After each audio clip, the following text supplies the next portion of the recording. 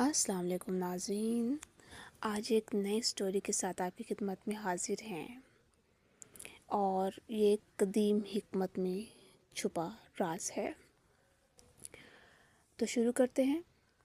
کتا لاٹھی کو دیکھتا ہے، بھیڑیا اس ہاتھ کو دیکھتا ہے جو لاٹھی تھامے ہوئے ہے، اور لومڑی آنکھوں میں دیکھتی ہے۔ یہ حکمت جانوروں کے بارے میں نہیں بلکہ انسانوں کے شعور کے مختلف سطحوں کو بے نقاب کرتی ہے۔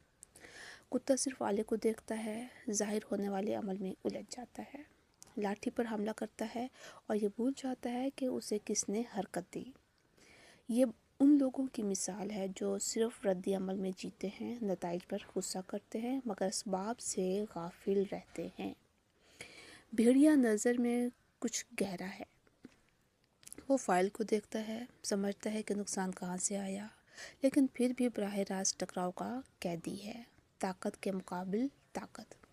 اور رہی لومڑی، تو وہ آنکھوں میں دیکھتی ہے، حرکت سے پہلے نیت کو، عمل سے پہلے فیصلے کو، اور لاٹھی بننے سے پہلے خیال کو پڑھ لیتی ہے۔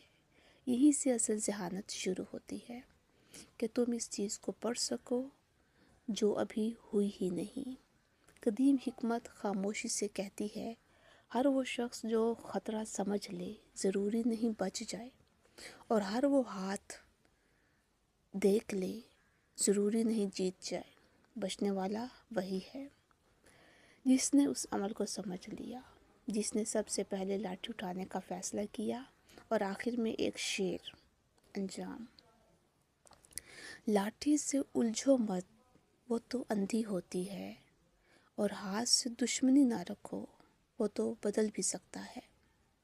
آنکھوں میں دیکھو، وہیں ضرب جنم لیتی ہے، اور وہیں اسے روکا بھی جا سکتا ہے۔